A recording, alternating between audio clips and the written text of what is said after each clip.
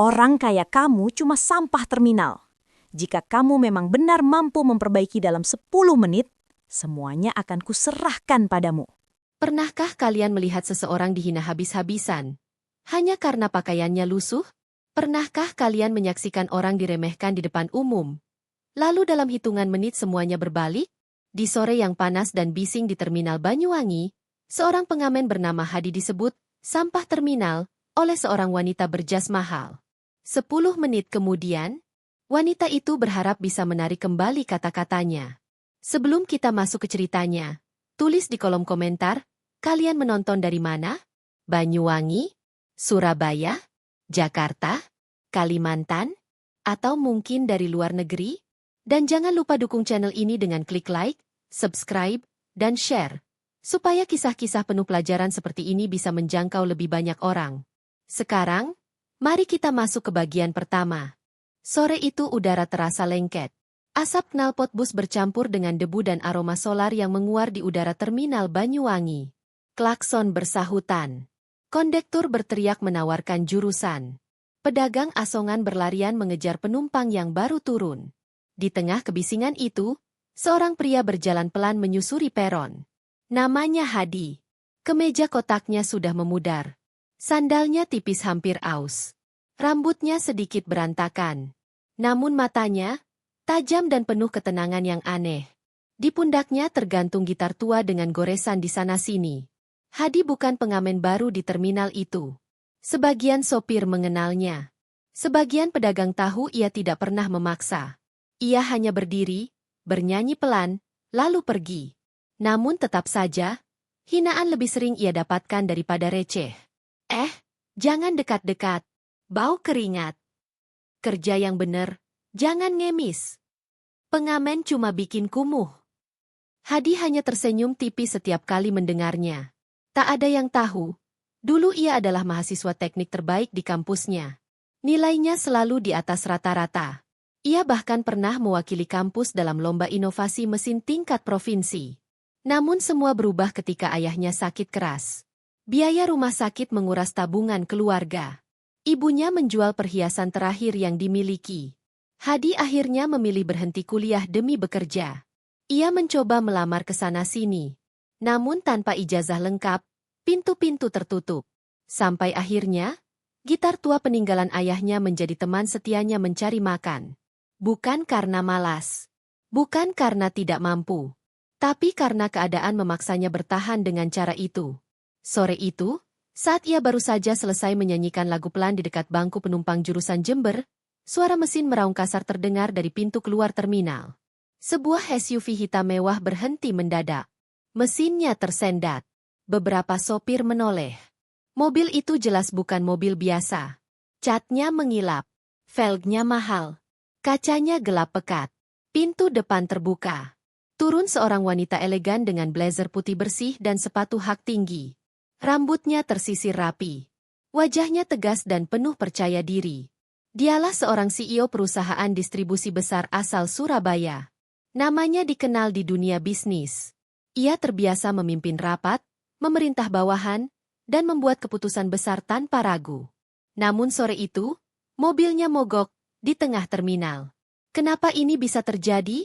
Bentaknya pada sopir pribadinya. Sopir itu terlihat panik. Sepertinya mesin overheat. Bu? Wanita itu mendecak kesal. Beberapa pria mencoba membantu, tapi hanya melihat-lihat tanpa berani menyentuh mesin mahal itu. Hadi memperhatikan dari kejauhan. Ia melangkah mendekat. Permisi, Bu. Mungkin saya bisa bantu lihat mesinnya. Wanita itu menoleh, memandang Hadi dari ujung kepala sampai kaki. Tatapannya berubah menjadi jijik. Kamu? Suaranya tajam. Orang kaya kamu cuma sampah terminal. Beberapa orang terdiam. Hadi tetap tenang. Saya pernah belajar teknik mesin, Bu. Wanita itu tertawa sinis. Teknik? Dengan pakaian seperti itu? Jangan mimpi. Beberapa sopir mulai berbisik. Hadi tidak tersinggung. Ia hanya berkata pelan, kalau dalam 10 menit mobil ini hidup, ibu tidak perlu bayar saya. Wanita itu menyilangkan tangan. Baik. 10 menit. Tapi kalau kamu merusak mobil saya, Kamu ganti semuanya. Nada suaranya merendahkan. Hadi mengangguk. Ia membuka kap mesin. Uap panas menyembur ringan. Hadi memperhatikan dengan cepat. Tangannya bergerak cekatan. Memeriksa selang radiator, kabel pengapian, dan konektor aki. Matanya fokus. Orang-orang mulai berkumpul. Serius itu pengamen ngerti mesin? Jangan-jangan cuma sok tahu. Hadi tidak peduli pada komentar sekitar. Ia menemukan masalahnya. Konektor sensor suhu longgar dan ada kabel hampir putus akibat getaran. Ia memperbaikinya sementara, mengencangkan bagian yang longgar, lalu membersihkan sedikit bagian busi. Silakan coba dinyalakan, Bu, katanya tenang. Sopir masuk ke mobil. Semua menahan napas. Kunci diputar. Mesin meraung, lalu hidup stabil. Suasana mendadak hening. Beberapa sopir saling pandang. Loh, hidup? Wanita itu tampak terkejut. Namun alih-alih berterima kasih, wajahnya justru memerah karena gengsi. Ia merogoh tasnya, mengeluarkan beberapa lembar uang. Lalu, plah, tamparannya mendarat di pipi Hadi. Semua tersentak. Jangan merasa hebat hanya karena beruntung, katanya tajam. Uang itu dilempar ke lantai terminal. Ambil. Itu harga jasa orang sepertimu. Hadi terdiam. Pipinya memerah. Tapi matanya tetap tenang. Ia tidak mengambil uang itu. Beberapa pedagang mulai berbisik tak nyaman. Wanita itu masuk ke mobil. SUV hitam itu melaju meninggalkan terminal. Hadi berdiri diam beberapa detik. Angin sore berhembus pelan. Uang kertas masih tergeletak di lantai. Tak satu pun ia sentuh. Beberapa sopir menghampirinya.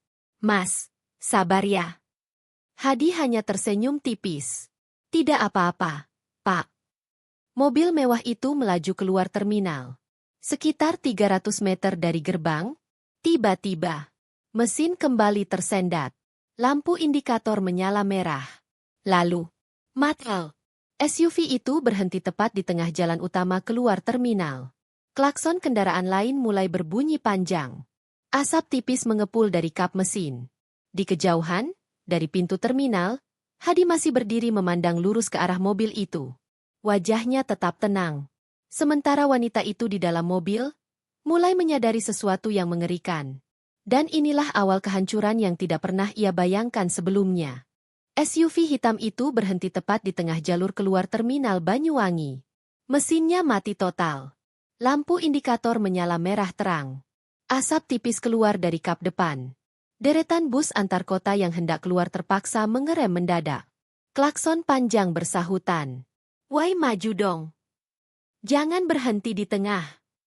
Mobil mahal kok rewel. Sopir-sopir mulai berteriak kesal dari balik jendela.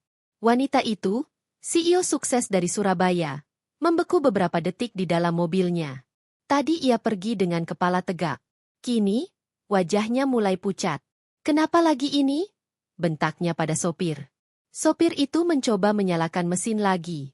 Ceka, tak ada respons. Keringat mulai muncul di pelipis wanita itu. Ia melihat ke kaca spion. Puluhan pasang mata memandang mobilnya. Harga diri yang tadi ia jaga mati-matian mulai retak. Turun, katanya pendek. Begitu pintu mobil terbuka, panas dan suara klakson langsung menyergap. Beberapa sopir turun dari bus masing-masing. Bu, mobilnya dipinggirkan dulu. Ini jalur utama. Wanita itu kehilangan wibawanya dalam sekejap. Ia menoleh ke arah terminal. Dari kejauhan, ia melihat sosok Hadi masih berdiri di dekat gerbang. Tenang, tidak tergesa, tidak tersenyum mengejek, hanya diam. Untuk pertama kalinya sejak bertahun-tahun memimpin perusahaan, wanita itu merasa kecil. Panggil dia, katanya pelan pada sopirnya. Sopir ragu. Yang tadi, Bu? Wanita itu menggertakkan gigi. Iya. Beberapa menit kemudian, Hadi berjalan mendekat. Langkahnya santai. Tidak ada ekspresi dendam di wajahnya. Terminal yang tadi bising, kini seperti menunggu sesuatu. Ada yang bisa saya bantu lagi? Tanya Hadi tenang. Nada suaranya datar. Tidak merendahkan. Tidak pula memelas. Wanita itu berusaha menjaga nada bicaranya tetap tinggi. Perbaiki lagi. Cepat. Saya ada urusan penting. Hadi menatapnya beberapa detik. Lalu berkata pelan, cukup keras untuk didengar orang-orang di sekitar. Saya tidak butuh uang, Nona. Suasana langsung hening. Saya cuma butuh Nona cabut kata, sampah, tadi. Kalimat itu jatuh seperti palu di tengah terminal. Beberapa sopir saling pandang. Pedagang menghentikan aktivitas. Bahkan klakson pun mulai berhenti satu persatu. Wanita itu membeku. Egonya menolak. Bagaimana mungkin ia, seorang CEO, meminta maaf pada pengamen terminal? Namun situasinya tidak memberinya banyak pilihan. Mobilnya menghalangi jalur utama. Reputasinya dipertaruhkan. Orang-orang mulai merekam dengan ponsel. Wajahnya memerah. Apa kamu pikir kamu bisa mengatur saya? Desisnya pelan. Hadi tidak menjawab. Ia hanya menutup kembali kap mesin yang tadi sempat dibuka. Kalau begitu, cari montir lain saja. Ia berbalik hendak pergi. Berhenti! Suara wanita itu pecah.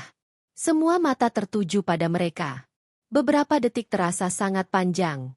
Wanita itu menarik napas dalam-dalam. Tangannya gemetar halus. Saya minta maaf. Suaranya pelan. Tolong lebih keras, Bu, teriak seorang sopir iseng dari belakang. Wanita itu menatap tajam ke arah kerumunan, tapi tak bisa berbuat apa-apa. Ia menoleh kembali ke Hadi. Saya salah. Saya tidak seharusnya memanggil kamu sampah. Kalimat itu seperti menelan harga dirinya sendiri. Hadi mengangguk pelan. Terima kasih. Ia membuka kap mesin lagi. Tangannya kembali bergerak cepat, kali ini lebih serius. Ia menemukan masalah utama, selang pendingin utama retak kecil yang tak terlihat tadi. Kebocoran membuat mesin overheat parah. Dengan alat sederhana yang ia pinjam dari sopir bus, Hadi melakukan perbaikan darurat yang cukup kuat untuk perjalanan jauh. Orang-orang memperhatikannya dengan rasa hormat yang berbeda dari sebelumnya. Sementara itu, wanita itu berdiri diam. Untuk pertama kalinya dalam hidupnya, ia teringat masa kecilnya. Ia dulu anak dari keluarga sangat miskin di pinggiran kota. Ayahnya buruh serabutan. Ibunya penjual gorengan keliling. Ia sering diejek di sekolah karena sepatu bolong dan uang jajan minim. Ia pernah berdiri di depan kelas ketika gurunya berkata, kalau tidak mampu bayar SPP, lebih baik pindah saja. Rasa malu itu membakar dirinya. Sejak saat itu, ia berjanji akan keluar dari kemiskinan. Ia belajar mati-matian, bekerja tanpa henti, hingga akhirnya sukses. Namun dalam prosesnya, ia mulai membenci kemiskinan itu sendiri. Ia membenci pengingat masa lalunya. Dan sore ini, Hadi adalah cermin yang tak ingin ia lihat. Sudah selesai, kata Hadi akhirnya. Kap mesin ditutup. Sekarang aman. Tapi sebaiknya langsung ke bengkel besar untuk ganti selang total. Wanita itu terdiam beberapa detik. Kenapa kamu tidak mengambil uang tadi? Tanyanya tiba-tiba. Hadi menatap lurus ke arahnya. Harga diri tidak dijual di terminal, Nona. Kalimat itu membuat beberapa orang merinding. Ia melangkah mundur. Sebelum berbalik pergi, Hadi menambahkan pelan. Karma tidak pernah salah alamat. Wanita itu terdiam. SUV kembali dinyalakan. Mesin hidup stabil. Ia masuk ke mobil tanpa berkata apa-apa lagi. Kendaraan itu perlahan melaju meninggalkan terminal untuk kedua kalinya. Kerumunan mulai bubar. Beberapa sopir menepuk bahu Hadi. Hebat, Mas. Sabar banget kamu. Hadi hanya tersenyum tipis. Namun belum 5 menit mobil itu benar-benar keluar dari kawasan terminal. Telepon wanita itu berdering. Ia melihat layar ponselnya. Nama Direktur Keuangan muncul. Ia menjawab dengan nada kesal. Apa lagi? Suara di seberang terdengar panik. Bu, gawat. Server perusahaan kita diserang. Sistem distribusi lumpuh. Saham anjlok dalam 1 jam terakhir. Wajah wanita itu langsung pucat. Apa? Kita juga dapat ancaman gugatan dari investor. Media sudah mulai mengangkat berita ini. Tangannya mulai gemetar.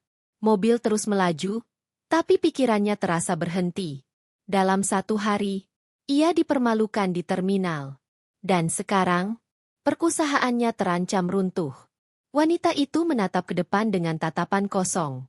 Kata-kata Hadi terngiang di kepalanya. Karma tidak pernah salah alamat. Dan untuk pertama kalinya, ia benar-benar takut. SUV hitam itu melaju cepat meninggalkan Banyuwangi menuju Surabaya. Sepanjang perjalanan, wanita itu tidak lagi berbicara. Tangannya menggenggam ponsel erat-erat. Notifikasi masuk bertubi-tubi. Pesan dari direksi. Pesan dari manajer cabang. Pesan dari media. Satu kalimat berulang di layar. Server utama terkunci. Data tidak bisa diakses. Ia mencoba tetap tenang. Ini hanya gangguan teknis, pikirnya. Ia sudah menghadapi krisis sebelumnya. Ia tahu bagaimana cara memimpin dalam tekanan. Namun begitu mobil memasuki gedung kantor pusatnya yang menjulang di pusat kota Surabaya, suasananya terasa berbeda. Biasanya resepsionis menyambutnya dengan senyum tegang penuh hormat. Kini, suasana lobi sunyi. Orang-orang berbisik. Tatapan mereka tidak lagi penuh kekaguman, melainkan cemas dan sedikit curiga. Langkah sepatu hak tingginya menggema di lantai marmer saat ia berjalan cepat menuju ruang rapat utama.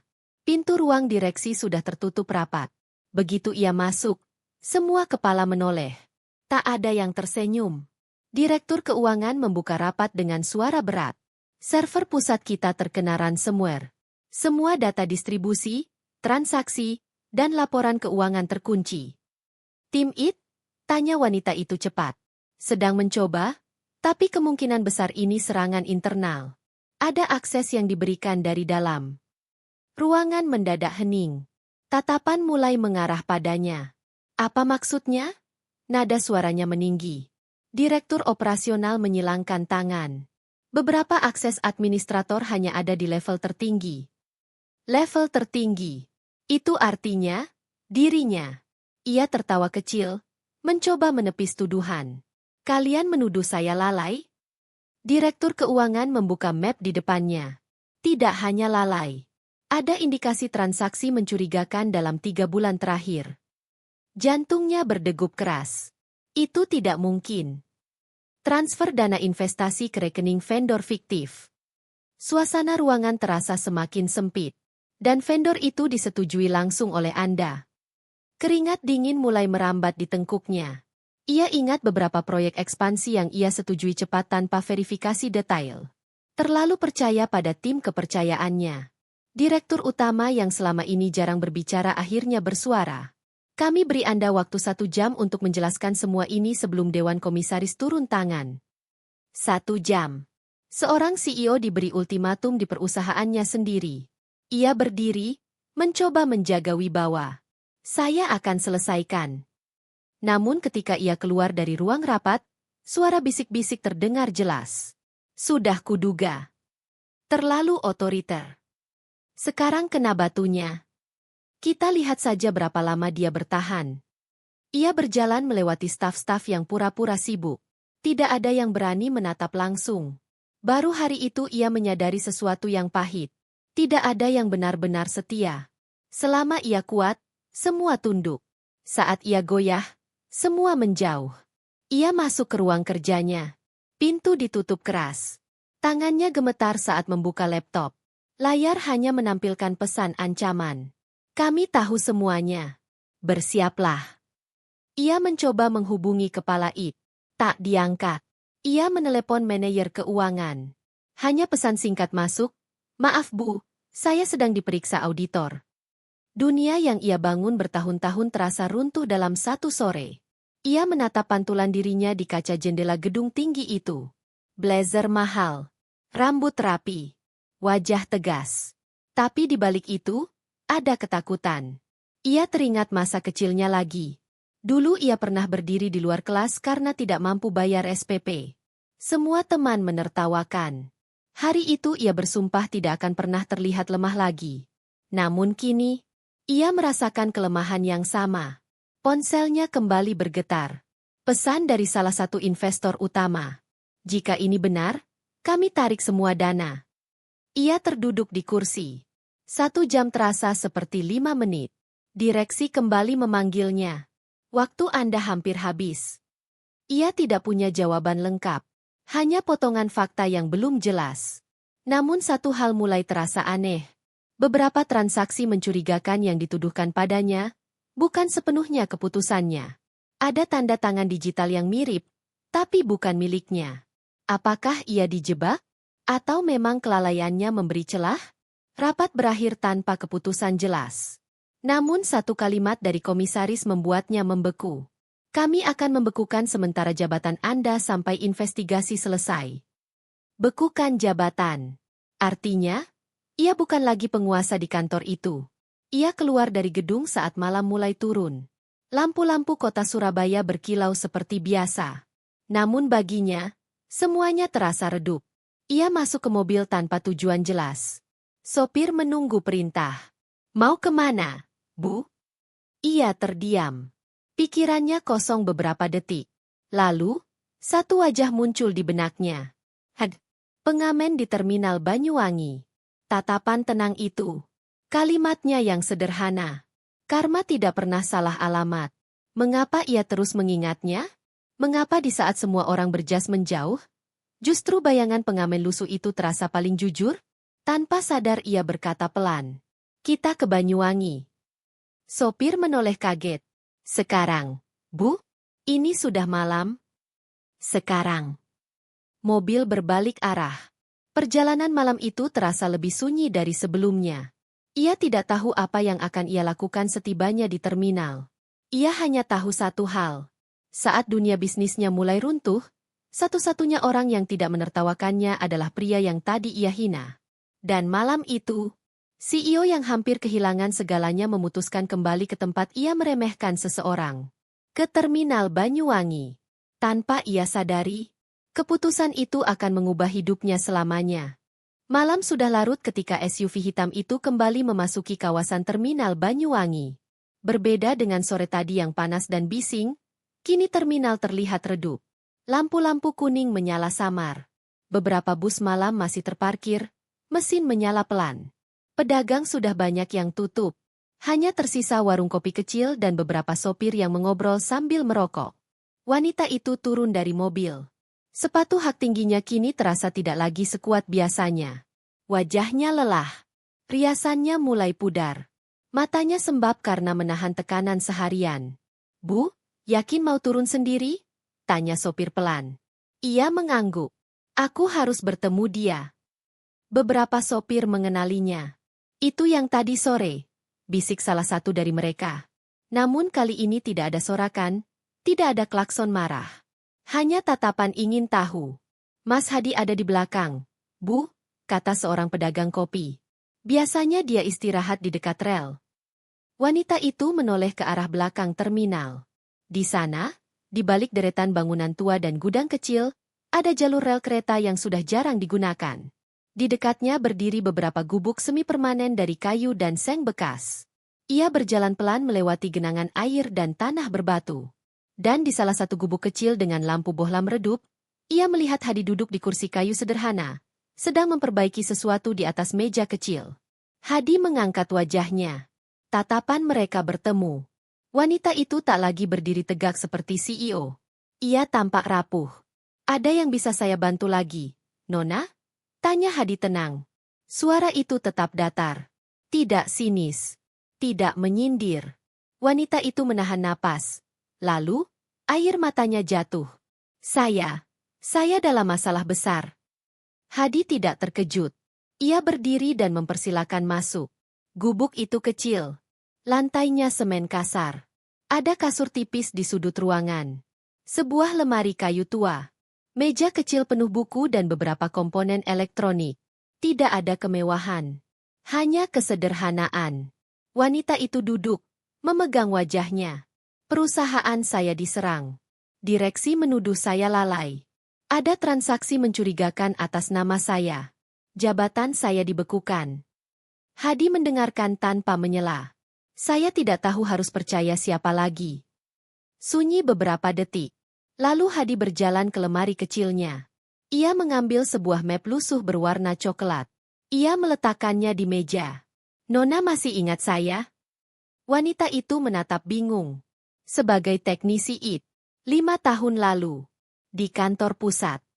Jantung wanita itu seperti berhenti. Hadi membuka map tersebut. Di dalamnya ada fotokopi surat pemecatan. Tertulis jelas tanda tangan digital CEO perusahaan itu.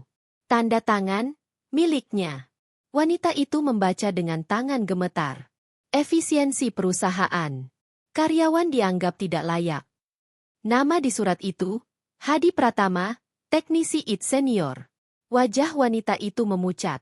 Kamu pernah bekerja di perusahaan saya? Hadi mengangguk pelan. Saya bagian dari tim yang membangun sistem keamanan server perusahaan dari awal. Wanita itu menatapnya tak percaya. Tapi kenapa? Karena saya bukan lulusan universitas ternama. Karena saya dianggap tidak cocok dengan budaya perusahaan. Karena saya tidak pandai menjilat atasan. Kalimat itu tidak diucapkan dengan marah. Justru sangat tenang. Surat itu ditandatangani langsung oleh Nona. Wanita itu terduduk lemas. Ia mulai mengingat. 5 tahun lalu memang ada restrukturisasi besar. Ia menandatangani puluhan berkas pemecatan dalam 1 minggu tanpa membaca detail. Semua atas rekomendasi manajemen. Hadi melanjutkan, suaranya sedikit lebih dalam. Ibu saya sakit saat itu. Saya satu-satunya yang bekerja. Setelah saya dipecat, kami kehilangan asuransi kesehatan. Ia berhenti sebentar. Ibu saya meninggal 2 bulan kemudian. Ruangan kecil itu terasa sesak. Air mata wanita itu mengalir deras. Saya tidak tahu. Hadi menatapnya lurus. Nona tadi menampar orang yang hidupnya sudah Nona hancurkan. Kalimat itu tidak diucapkan dengan kebencian. Justru dengan kejujuran yang menampar lebih keras dari telapak tangan manapun. Wanita itu terisak. Saya tidak pernah tahu dampaknya sejauh itu. Saya hanya mengikuti laporan. Begitulah keputusan di atas meja kaca sering bekerja, jawab Hadi. Angka-angka terlihat kecil. Tapi di bawahnya ada manusia. Sunyi kembali menyelimuti gubuk kecil itu. Di luar, suara kereta malam melintas pelan di kejauhan. Wanita itu mengangkat wajahnya. Serangan server ini, apakah kamu tahu sesuatu? Hadi menatap map di meja. Sistem yang saya bangun dulu punya celah jika ada yang memanipulasi akses administrator. Wanita itu menahan napas. Artinya ada orang dalam yang tahu struktur lama sistem. Seseorang yang ingin menjatuhkan Nona. Wanita itu menggenggam tangan sendiri. Bisakah kamu membantu saya? Pertanyaan itu keluar dengan suara kecil. Bukan perintah. Bukan instruksi. Permohonan. Hadi berjalan ke sudut meja, menyalakan laptop lamanya. Layar menyala redup. Saya bisa mencoba. Wanita itu terkejut. Kamu mau membantu saya? Hadi menatapnya beberapa detik. Saya tidak membantu untuk membalas. Saya membantu untuk keadilan. Ia menutup map lusuh itu. Kebenaran harus dibuka. Bukan untuk menyelamatkan jabatan. Tapi untuk menghentikan orang yang mempermainkan banyak hidup. Wanita itu menunduk dalam-dalam. Untuk pertama kalinya dalam hidupnya, ia merasa benar-benar kecil di hadapan seseorang yang ia anggap tidak berarti. Hadi melanjutkan dengan suara tenang. Tapi setelah ini, Nona harus siap menerima apapun hasilnya. Termasuk jika kesalahan itu memang berasal dari keputusan Nona sendiri. Wanita itu mengangguk. Ia tidak lagi datang sebagai CEO. Ia datang sebagai manusia yang ingin memperbaiki kesalahan. Lampu bohlam kecil di gubuk itu berkedip pelan. Hadi mulai mengetik. Jari-jarinya bergerak cepat di atas keyboard tua. Di luar, angin malam bertiup pelan melewati rel. Dan malam itu, di sebuah gubuk kecil dekat rel belakang terminal Banyuwangi, takdir mulai berbalik arah. Bukan karena balas dendam, tapi karena seseorang memilih keadilan di atas kebencian. Namun yang belum mereka tahu, nama pelaku sebenarnya akan membuat wanita itu lebih terpukul dari apapun sebelumnya. Pagi itu gedung kantor pusat di Surabaya terasa lebih tegang dari biasanya. Isu pembekuan jabatan CEO sudah menyebar. Investor mendesak klarifikasi. Media menunggu pernyataan resmi. Direksi bersiap mengambil alih kendali penuh. Namun yang tidak mereka duga, seorang pria berkaus lusuh, bersandal tipis, dengan gitar tua di punggungnya, berjalan memasuki lobi gedung itu. Beberapa satpam langsung menghadang. "Mas, ini kantor perusahaan, bukan tempat ngamen." Wanita itu, yang kini bukan lagi CEO aktif, turun dari mobil dan berkata tegas, "Biarkan dia masuk. Dia tamu saya." Tatapan heran memenuhi lobi. Bisik-bisik mulai terdengar lagi. "Serius? Pengamen?" Dia sudah kehilangan akal sehat. Hadi tetap berjalan tenang. Tidak ada kemarahan di wajahnya. Tidak ada rasa ingin pamer. Hanya fokus. Beberapa menit kemudian, pintu ruang rapat utama terbuka. Semua direksi sudah duduk di tempatnya. Begitu Hadi masuk, ruangan langsung riuh kecil. "Saya kira kita sedang rapat serius. Ini siapa? Security mana ini?" Direktur operasional tersenyum sinis. "Apakah ini konsultan baru Anda?" katanya kepada wanita itu. Wanita itu menahan napas. "Beri dia 10 menit. Ruangan hening sesaat. "Saya minta akses ke komputer utama dan proyektor," kata Hadi tenang. Tawa kecil terdengar. "Anak muda, sistem kami bahkan tim IT pun tidak bisa buka," ejek salah satu direksi. Hadi hanya menatap layar besar di dinding.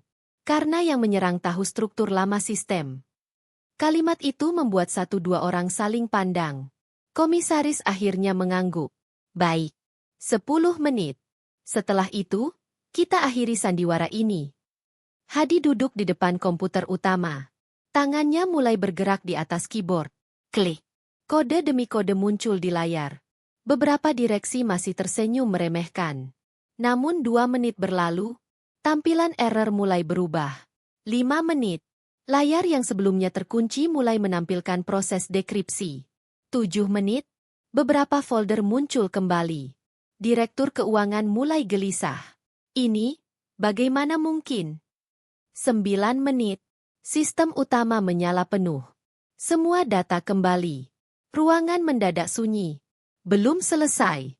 Hadi membuka satu folder tersembunyi. "Sekarang, mari kita lihat siapa yang memberi akses administrator tambahan 3 bulan lalu."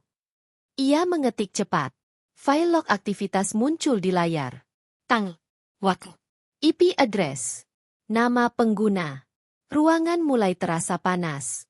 Lalu sebuah file audio diputar. Suara rekaman percakapan terdengar jelas. Direktur operasional berbicara dengan nada pelan. "Kita alihkan dana lewat vendor ini. CEO tidak akan sempat cek detailnya." Suara lain menyahut. "Kalau sistem bermasalah, kita arahkan saja kesalahan ke atas." Wajah-wajah di ruangan berubah pucat. Hadi membuka file berikutnya. Daftar transfer uang ilegal ke rekening vendor fiktif. Nominalnya miliaran rupiah. Komisaris berdiri dari kursinya. Ini apa?" Hadi menoleh pelan. "Bukti penggelapan dana dan sabotase sistem internal." Direktur keuangan berkeringat. "Itu tidak sah. Kamu tidak punya hak membuka itu." Hadi menatapnya tanpa ekspresi. "Saya membangun fondasi sistem ini 5 tahun lalu. Saya tahu setiap celahnya." Ruangan seakan membeku. Wanita itu berdiri perlahan. Ia melihat satu persatu wajah orang-orang yang kemarin menuduhnya. Semua kini menunduk. Hadi melanjutkan. "Serangan ransomware hanyalah pengalihan. Sistem sengaja dikunci dari dalam untuk menutup jejak transfer ilegal." Ia berhenti sejenak, lalu berkata dengan suara datar. "Saya sudah kirim semua data ini ke pihak berwajib pagi tadi." Kalimat itu jatuh seperti bom. Direktur operasional langsung berdiri. "Kamu tidak berhak." Namun sebelum ia melanjutkan, pintu ruang rapat terbuka. Beberapa petugas masuk dengan surat resmi di tangan. Tatapan mereka tegas. Direksi yang tadi tertawa kini benar-benar pucat. Komisaris terduduk kembali di kursinya. Wajahnya kosong. Satu persatu nama disebut. Ruangan yang tadi penuh ejekan kini dipenuhi ketakutan. Wanita itu menatap Hadi. Air mata mengalir lagi. Tapi kali ini berbeda. Bukan karena malu. Bukan karena gengsi. Melainkan karena ia menyadari kebenaran yang pahit. Orang yang ia pecat dulu karena dianggap tidak layak, baru saja menyelamatkan perusahaan dari kehancuran. Dan lebih dari itu, menyelamatkan namanya. Ruangan semakin kacau ketika petugas mulai meminta beberapa direksi ikut untuk pemeriksaan. Hadi berdiri pelan, hendak meninggalkan meja. Tapi sebelum ia melangkah jauh, wanita itu tiba-tiba bergerak. Di depan seluruh direksi, komisaris, dan staf senior. Ia berlutut. Suara napas tertahan terdengar di ruangan. "Maafkan saya," katanya dengan suara bergetar. "Bukan hanya untuk hari ini, tapi untuk 5 tahun lalu." Semua orang terdiam. Tidak ada yang pernah melihat wanita itu seperti ini. Hadi terkejut beberapa detik. Ia segera menunduk dan mencoba mengangkat wanita itu berdiri. "Tidak perlu seperti ini." "Tapi saya harus," jawabnya. "Karena hari ini saya belajar bahwa jabatan tidak membuat saya lebih tinggi dari orang lain." Ruangan itu menyimpan momen yang tak akan pernah dilupakan siapapun yang hadir. 10 menit. Hanya 10 menit. Dan kekuasaan yang dibangun dengan manipulasi runtuh sepenuhnya. Sementara pria berkaus lusuh yang dulu disebut sampah terminal, berdiri sebagai satu-satunya orang paling terhormat di ruangan itu. Namun satu pertanyaan masih menggantung. Apakah setelah semua ini, Hadi akan kembali menjadi pengamen? Atau justru hidupnya akan berubah selamanya? Ruang rapat itu belum benar-benar pulih dari guncangan. Beberapa kursi masih kosong setelah direksi yang terlibat dibawa keluar. Komisaris duduk lemas, menatap meja panjang yang kini terasa seperti saksi sejarah. Di tengah ruangan itu, Hadi berdiri sederhana dengan pakaian pengamennya. Kontras. Di satu sisi, jas mahal, gedung tinggi, saham bernilai miliaran. Di sisi lain, sandal tipis, gitar tua, dan tatapan tenang. Wanita itu, yang beberapa jam lalu nyaris kehilangan segalanya, masih berdiri di hadapannya. Kini bukan lagi sebagai sosok arogan, melainkan seseorang yang baru saja diselamatkan. Ia menarik napas panjang. "Rapat kita lanjutkan," katanya pada komisaris dengan suara lebih stabil. Semua mata kini tertuju pada Hadi. Komisaris berdeham. "Saudara Hadi, atas nama perusahaan, kami berterima kasih. Tanpa Anda, reputasi dan aset kami bisa hancur." Hadi hanya mengangguk kecil. Wanita itu melangkah maju. "Saya ingin berbicara secara pribadi, tapi di depan semua orang." Ruangan kembali hening. Ia menatap Hadi dalam-dalam. "Saya salah 5 tahun lalu. Saya salah kemarin di terminal Banyuwangi. Dan hari ini saya sadar, perusahaan ini berdiri karena orang-orang seperti kamu, bukan karena jabatan seperti saya." Ia berhenti sejenak. Lalu kalimat berikutnya membuat seluruh ruangan menahan napas. "Saya menawarkan setengah saham perusahaan ini untukmu." Seni. Beberapa staf terbelalak. Komisaris bahkan mengangkat kepala dengan cepat. Wanita itu melanjutkan. "Dan posisi direktur teknologi. Kamu yang memimpin sistem keamanan perusahaan mulai sekarang." Hadi tidak langsung menjawab. Tatapannya tenang. Namun wanita itu belum selesai. Jika ini film, mungkin inilah adegan paling mengejutkan. Ia berkata pelan, hampir bergetar. "Kalau itu belum cukup, saya juga menawarkan hidup saya." Ruangan benar-benar membeku. Beberapa pegawai saling pandang tak percaya. Wanita itu menunduk. "Saya tidak tahu bagaimana menebus kesalahan masa lalu. Tapi saya tahu saya tidak ingin kehilangan orang paling jujur yang pernah saya temui." Hadi terdiam. Kalimat itu bukan sekadar penawaran jabatan. Itu pengakuan. Ia menatap wanita itu lama. Di wajahnya tidak ada kesombongan. Tidak ada kepuasan. Hanya kelelahan panjang dan kesadaran yang lahir dari rasa bersalah. Beberapa detik terasa seperti menit. Lalu Hadi tersenyum kecil. Senyum yang sama seperti di terminal. "Tenang. Terima kasih," katanya pelan. "Semua orang menunggu jawabannya. Tapi saya tidak menolong untuk jadi kaya." Ruangan kembali sunyi. "Saya menolong supaya manusia tidak diinjak seperti sampah." Kalimat itu meluncur sederhana, tapi berat. Wanita itu menahan napas. Hadi melanjutkan.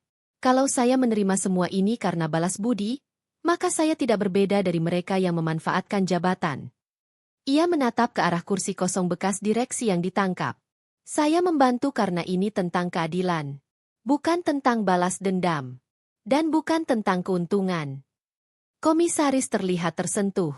Tapi kamu pantas mendapatkannya, ujar salah satu staf. Hadi menggeleng pelan. Saya sudah belajar sesuatu di hidup ini. Kehilangan pekerjaan, kehilangan ibu saya, membuat saya sadar satu hal. Ia menarik napas dalam. Kehormatan lebih mahal dari saham. Wanita itu mulai menangis lagi. Lalu apa yang kamu inginkan? Hadi tersenyum. Perusahaan ini tetap berdiri. Pegawai kecil tidak lagi diperlakukan seperti angka. Dan tidak ada lagi yang dipecat hanya karena dianggap tidak layak. Ia berhenti. Itu saja. Wanita itu menatapnya dengan campuran kagum dan sedih. Dan kamu? Tanyanya pelan. Saya. Hadi tersenyum ringan. Saya akan kembali ke Banyuwangi. Ruangan bergemuruh kecil. Kembali? Jadi pengamen? Tanya komisaris tak percaya. Hadi mengangguk. Terminal itu mengajarkan saya lebih banyak tentang manusia daripada gedung ini. Ia mengambil gitar tuanya yang tadi disandarkan di kursi. Wanita itu melangkah cepat. Jangan pergi begitu saja. Hadi berhenti. Ia menoleh.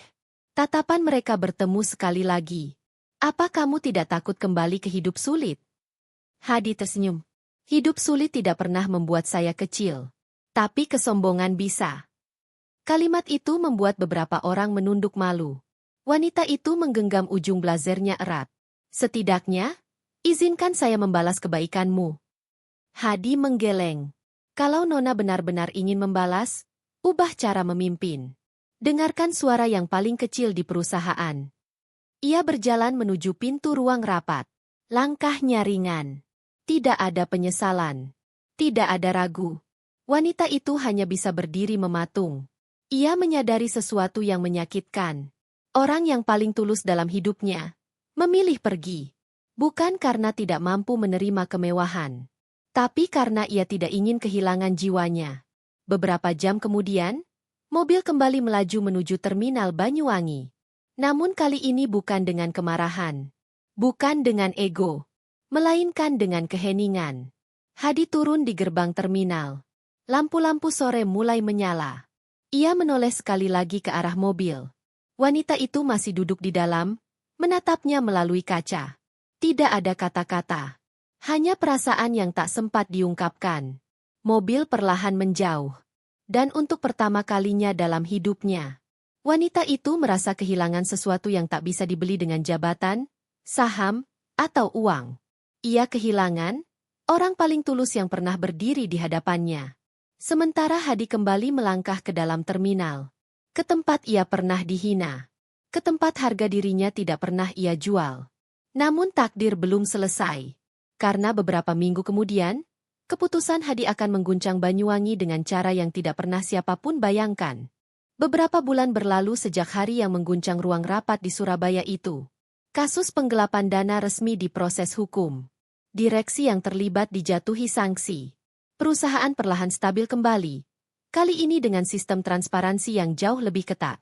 Namun perubahan terbesar bukan terjadi di gedung tinggi berlapis kaca itu. Perubahan terbesar justru terjadi di dekat terminal Banyuwangi. Wanita itu tidak kembali menjadi sosok lama. Ia tidak lagi duduk nyaman di balik meja tanpa turun ke lapangan. Setiap minggu, ia datang langsung ke Banyuwangi. Awalnya orang-orang heran. Ngapain CEO datang ke terminal? Mau bangun bisnis lagi? Tapi kali ini tidak ada SUV berhenti dengan arogansi. Yang ada adalah truk material bangunan. Tanah kosong di dekat rel belakang terminal. Tidak jauh dari gubuk tempat Hadi dulu tinggal. Mulai dibersihkan. Papan besar dipasang. Sekolah teknik gratis untuk anak terminal. Beberapa sopir dan pedagang membaca dengan mata berbinar. Wanita itu berdiri di tengah proyek, mengenakan kemeja sederhana, tanpa blazer mahal. Ia ikut mengangkat kursi. Ia ikut menyapu debu. Ia berbicara dengan anak-anak jalanan yang dulu hanya ia pandang sekilas. Ia melihat wajah-wajah kecil yang mengingatkannya pada dirinya dulu. Anak yang malu karena sepatu rusak. Anak yang menunduk karena tidak punya uang jajan. Kali ini, ia tidak ingin ada yang merasa kecil karena miskin. Sekolah itu dibangun dengan konsep sederhana. Ruang kelas terbuka, bengkel praktik kecil, beberapa komputer rakitan. Bukan sekolah mewah, tapi cukup untuk menyalakan harapan. Hari peresmian akhirnya tiba. Langit Banyuwangi cerah. Terminal tetap bising seperti biasa. Tapi ada nuansa berbeda hari itu. Spanduk tergantung di gerbang kecil sekolah. Anak-anak terminal berkumpul, memakai pakaian terbaik yang mereka punya. Beberapa sopir bus ikut datang. Pedagang menyumbang makanan ringan. Wanita itu berdiri di depan podium sederhana. Ia menatap bangunan kecil itu dengan mata berkaca-kaca. Sekolah ini bukan hadiah, katanya dalam sambutan singkat. Ini permintaan maaf. Beberapa orang terdiam. Terlalu lama kita menilai manusia dari pakaiannya. Terlalu lama kita lupa bahwa setiap orang punya potensi. Tepuk tangan terdengar pelan. Namun sebelum ia melanjutkan, suara riuh kecil terdengar dari arah belakang. Seorang pria berjalan perlahan melewati kerumunan. Gitar tua tergantung di punggungnya. Beberapa anak langsung berteriak, "Pak Hadi datang! Pak Hadi!" Wanita itu menoleh. Jantungnya bergetar. Hadi berdiri di sana. Masih sederhana. Masih dengan tatapan tenang. Tapi kali ini bukan sebagai pengamen. Ia mengenakan kemeja bersih dan membawa tas berisi alat-alat kecil. Wanita itu turun dari podium. Mereka berdiri saling berhadapan. "Aku dengar ada sekolah teknik baru di sini," kata Hadi dengan senyum tipis. Wanita itu hampir tak mampu menahan air mata. "Kamu datang." Hadi mengangguk. "Saya tidak pernah benar-benar pergi." Anak-anak sudah mengerumuninya. "Pak Hadi ngajarin mesin lagi, ya?" "Pak, aku mau belajar bikin robot." "Pak, aku mau bisa benerin motor." Hadi tertawa kecil. "Iya, tapi satu-satu." Wanita itu memandang adegan itu dengan dada yang terasa hangat. Ia akhirnya mengerti. Kebangkitan bukan tentang jabatan kembali. Bukan tentang nama baik di media. Kebangkitan adalah ketika seseorang memilih memperbaiki dampak dari kesalahannya. Hadi berdiri di depan kelas kecil itu, memegang papan tulis. Ia menggambar skema mesin sederhana. Anak-anak duduk bersila, memperhatikan dengan serius. Wanita itu masuk perlahan ke dalam ruangan. Hadi menoleh padanya. Ia berkata pelan, "Cukup hanya untuk mereka berdua. Sekarang kamu menepati janjimu." Wanita itu menunduk. Bukan dengan menyerahkan harga diri, tapi dengan mengembalikan harga diri orang lain. Kalimat itu membuat air matanya jatuh lagi. Namun kali ini bukan karena rasa bersalah, melainkan karena rasa syukur. Di luar, suara klakson bus masih terdengar. Pedagang masih berteriak menawarkan dagangan. Terminal tetap terminal. Tapi suasananya berbeda. Tempat yang dulu menjadi saksi tamparan dan hinaan, kini menjadi tempat anak-anak belajar memegang obeng, memahami mesin, mengenal komputer. Beberapa sopir berdiri sambil tersenyum melihat anak-anak itu. "Siapa sangka," kata salah satu dari mereka, "terminal ini bisa punya sekolah." Wanita itu berdiri di samping pintu kelas. Ia tidak lagi merasa lebih tinggi dari siapapun. Ia hanya merasa, cukup. Hadi keluar sebentar setelah kelas selesai. Mereka berdiri memandang bangunan kecil itu. "Terima kasih," katanya pelan. Wanita itu menggeleng. "Seharusnya aku yang berterima kasih." Hadi tersenyum. Semua orang bisa jatuh. Tapi tidak semua orang mau berubah. Angin sore berhembus melewati halaman sekolah. Langit Banyuwangi mulai berwarna jingga. Di kejauhan, papan besar bertuliskan Terminal Banyuwangi terlihat jelas. Tempat yang dulu menjadi simbol penghinaan, kini menjadi tempat lahirnya harapan.